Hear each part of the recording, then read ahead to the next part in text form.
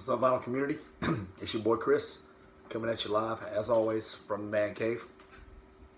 I wanted to do a video. I actually got my inspiration midway last video to do this one. The idea just popped in my head. So I want to do my 10 favorite finds ever from a physical record store. From inside of a physical record store. Because as you guys know, I get so many of my records from my boy Dylan. Finds them for me, holds them for me, pop-up sales. Also have other people, other friends, other contacts that find a lot for me, get a lot in my hands, and I, just from time restraints and whatnot, just don't actually get in physical record stores very often. So I used to get into them all the time. So I figured it was important. I thought it would be important to show you guys my 10, my personal 10. Now there are 11 in here. I cheated slightly. These are my 10 all-time favorite finds from inside of physical brick and mortar operating daily functional record stores. Because a lot of people are like, what constitutes a record store? Is it this? Is this? Daily operating brick and mortar thrift stores. And so here we go. No particular order, but I will admit that I saved the absolute favorites for the bottom 4 or 5. So here's one. Alan Jackson, Don't Rock the Jukebox. This is original pressing. It wasn't pressed often. It wasn't pressed for long because this is late 80s country music. This is around about the time cassettes and cassettes were already starting to push vinyl out of the way, and CDs were coming to push cassettes out of the way. So vinyl was well on its way to being a third resort for listening to physical media. So it's kind of a big deal, and but because it's not jazz or anything like that, it's not, oh my God, $500. But it cost me 30 bones. I was very happy with it. I'm still very happy with it. It's on my will not sell list. Very happy with it. I found it at wonderful Lunchbox Records in beautiful Charlotte, North Carolina. My absolute favorite record store. So there's that. Another one from the same record store in Charlotte, North Carolina. Also, Simon Andy. Awesome funk, soul, kind of like jazzy vibe. Kind of got a little bit of everything going on. So cool. I'd already been looking for a copy forever, and then when I finally found one, this beautiful white label promo, splat out. So cool. Love it. Super clean. Didn't look like it had ever even been played. So when you already look for an album forever, and then you find a super rare pressing like that, doesn't it just make it that much better? It does for me. My MO for Lunchbox has always been, because it's by far the busiest record store I've ever been in. And I'm talking about like busy, like even on a Wednesday at 1 p.m. I mean, somehow, some way, they still find a way to be busy no matter what. You think, okay, it's a work day. I can pop in at 3. You go in and the parking lot's full. They're always busy. And I can remember shopping there when they were just a little teeny spot that 10 people couldn't comfortably fit in before they expanded, 6-7 years ago. So to see their success has been great. It really has. It just means that if you want the best stuff, you better be there when they open the doors at noon. And for me, that's my MO. I like to be standing at the door when one of the guys unlock it. Next up is from a record store that I no longer mention because the owner was discourteous to me. Let's just put it that way. I'm not going to shame them on here because I don't want any of you guys to take it out on a small local record store. I don't want you to take it out on them, especially, there are a couple other guys who work there, and I don't want it to be taken out on them. Not to act like I've got, oh my God, so much speaking power that the place will go out of business. I'm not that egocentric. I'm not that egotistical. I don't believe that even in the slightest. I could bash them publicly on 10 social media venues and they will still keep going. So that's not what it is. It's just, I'm not going back anymore. because personal reasons. They were discourteous to me, and I no longer care to give them my business. But anyway, T-Rex, Electric Warrior. And you're thinking, okay, well, it's T-Rex Electric Warrior. I've seen that one before, or I probably have that one, or I do have that one. Or, yeah, white label promo. Very sweet, super cool. One of my all-time favorite record store finds, obviously, or else I wouldn't be including it in this video. Absolutely awesome. Keep in mind, this particular record store that I'm talking about is absolutely not Lunchbox. I adore and love those guys. I wanted to go ahead and get that out the way from the jump. It is also in Charlotte, North Carolina. I'll leave you to your own deductions.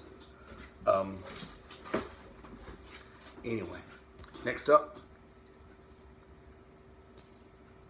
So I go to this record store. I live right in between, two major cities. One of them is major. One of them is major for my state. Let's put it that way. It's not necessarily a major city, but it's major for my state. It's the capital of my state. So I'll just come on out with it. It's right in between Charlotte, North Carolina, and Columbia, South Carolina. And I'm 40 minutes from each. But Charlotte has way more things that I enjoy. They've got 2 or 3, record stores I love. They've got 20 breweries that I love. They've got, oh my God, so many restaurants that I love. I love Charlotte, and it gets better all the time. Columbia has got some stuff I enjoy, but they are not growing, really. I kind of feel like if I didn't go to Columbia for the rest of the year and went at the start of next year and drove through it, I probably wouldn't see anything new. And that's not to knock on Columbia, but that's just the way it is. So a lot of times I tell myself I'm going to go to my favorite record store in Columbia, and I get to my stop sign right before I decide whether I'm going east or west. If I go east, that takes me to the interstate to lead towards Charlotte. If I go west, that takes me to the interstate that leads toward Columbia. And I tell myself I'm going to Columbia. Then I get at the stop sign. I'm like,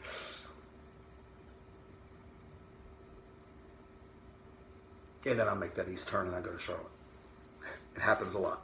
On this particular day, I go to Columbia. And so I'm looking around in this record store. The name of the record store, by the way, is Papa Jazz. Papa Jazz Records in Columbia, South Carolina. It's a great shop. It's been open for years. Everybody there is super friendly, and it's got plenty for anybody. But the more records I've gotten and the longer I've collected, the pickier I've gotten. So sometimes I go and I have a hard time finding things at record stores. But I go this day and I go through the new arrivals, and it's like, okay, there's some decent stuff, but I've either got it or don't want it. And then it's okay, all right, I've hit all that. All right, let me go to the Jazz. And then I go to the Jazz, and it's like, okay, some decent stuff, but they're all reissues, and I don't want any of those. And so I'm like, okay. So at this point, I'm really bummed, because it's like, all right, here I am. I came to Columbia. I don't usually come to Columbia, and I'm bummed out because I haven't found anything. So then I'm like, okay, well, let me run through the soul section. Some soul artists I'd like to fill out the discography. So I run through it. A's, B's, C, D's, E, nothing. And I'm close to giving up, but I'm like, eh. And so I get to the R's. Original pressing. Complete and unbelievable. The Otis Redding Dictionary of Soul on Volt. It's a great album.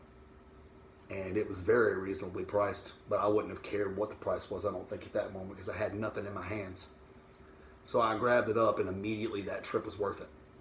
You guys ever had that happen to you, where you go to a record store and you don't find shit, but you find that one record that you've wanted so much that it just makes that whole trip worth it? This is the number one example that stands out in my mind.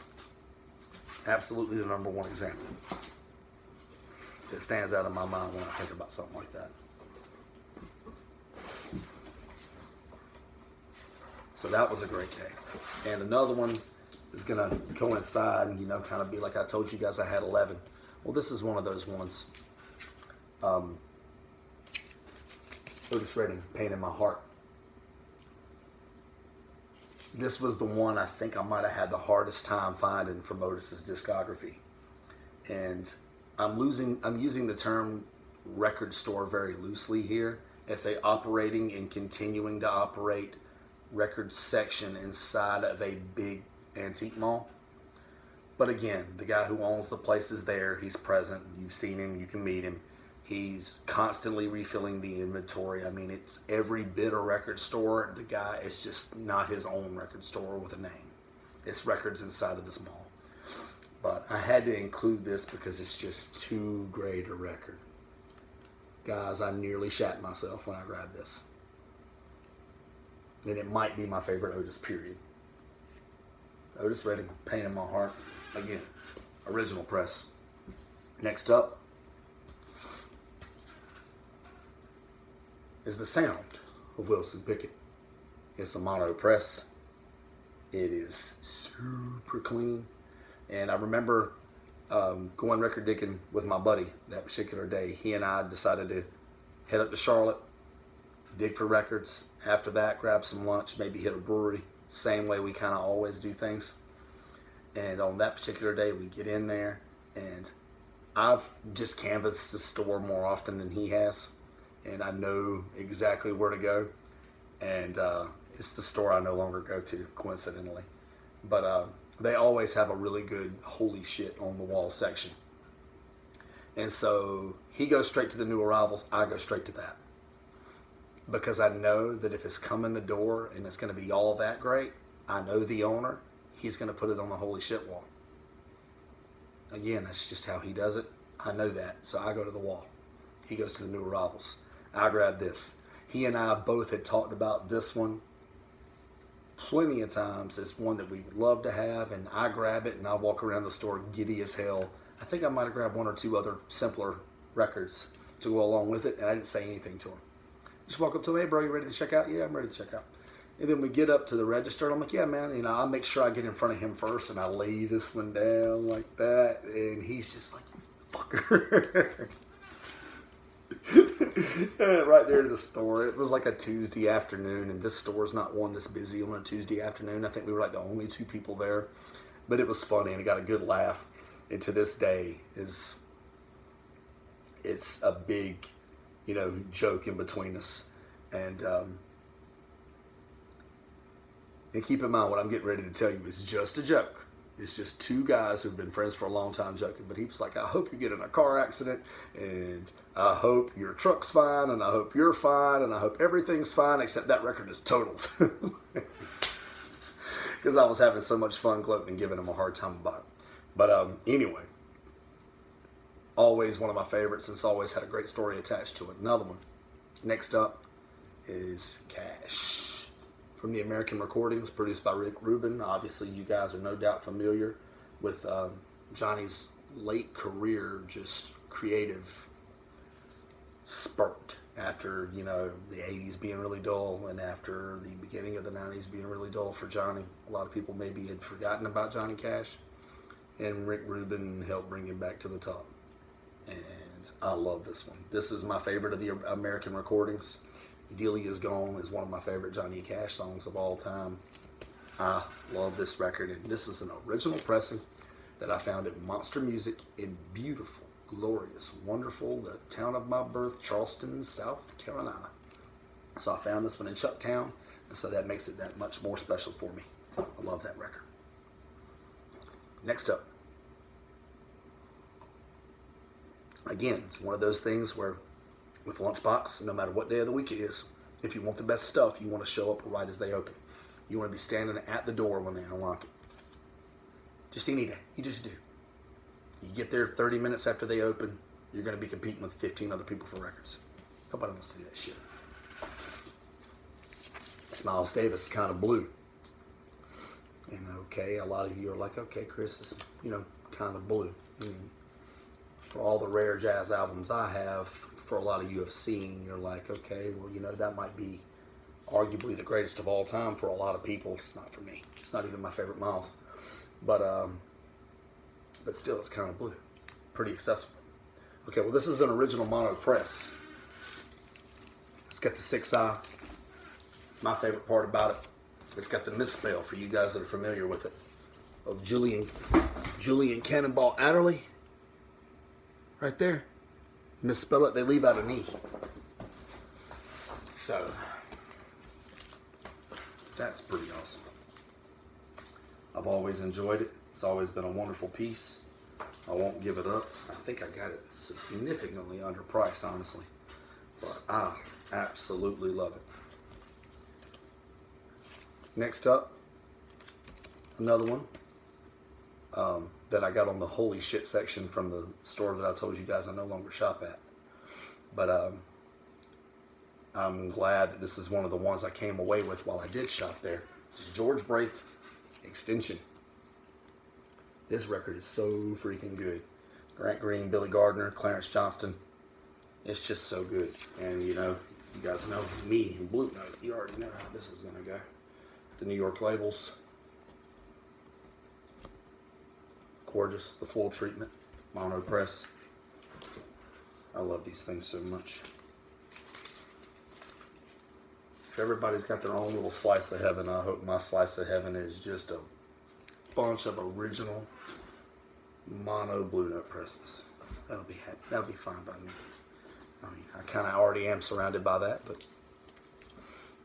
next up, getting down to the bottom two, and they were both found in the same record store. Beautiful lunchbox, wonderful lunchbox records in beautiful Charlotte, North Carolina. So this one right here has got a fun little story. This one sat in their holy shit front case forever. This store in this area is not big on jazz. They don't get in much jazz, and when they do, unless a guy like me comes in and doesn't have it and jumps on it, if we don't, it sits there forever, months, 7, 8, 9 months sometimes. But you get a Metallica Ride the Lightning OG in and it's gone in 15 minutes, because that's just what it is. It's just the area, it's the nature of the beast. But this one comes in, and I'm shopping one day, and I get up to check out, and usually I go straight to the holy shit counter. But on this particular day, for some reason, I didn't. I had a couple of new arrivals I wanted, and I go to the used arrivals, and I go in there and I look around, and get up to the counter, and I'm checking out, and I see this Clifford Brown Memorial album. This is an original mono press. Lexington Ave. It's got the ear. It's got the full treatment. It sounds glorious. And so I'm looking at it, and the price was fair. It was fair, but it was more than what I had in my pocket that day. Way more than what I had in my pocket that day. I only showed up thinking to spend like $50. And I just looked at the guys and I said, look, if that is still here next week, I'm coming back for it. And they were like, oh, dude, we can officially hold it for you if you want to. And I'm like, no, you don't have to do that. If you can sell it, by all means, sell it. But if it's still here next week, I'm buying it. Like, oh, we don't think you're going to have to fight anybody off for it. We're thinking that's going to sit here for a while. I'm like, yeah, not if I have my way. So let's just say between that and that next week, shit happened. Something come up, I didn't have the money. I had to spend it on something more important. And then the next week, same thing. And the next week, same thing. And the next week, same thing. So it was like 2 months after that convo. And I'm finally like, I still can't afford it. But man, I just can't let that go. So I go through my collection and I grab a bunch of shit. I grab a bunch of shit that I'm not listening to that's worth some money. And I'm like, okay, if they can give me, almost all of it for this, I'm grabbing that. So I go up there and they give me all but like $50 for it. And so I took it home with me, because I couldn't let it sit there any longer and run the risk of another guy like me being in the area and grabbing the album. But true to my word, I came and got it. Just not when I'm like, oh, next week. No, it ended up being a couple months. But they were right. They told me, said nobody had asked about it. Nobody had asked to look at it. Nobody had asked to hear it in the store. It just sat there. Because again, the area that I'm in, sadly, is just not a jazz area.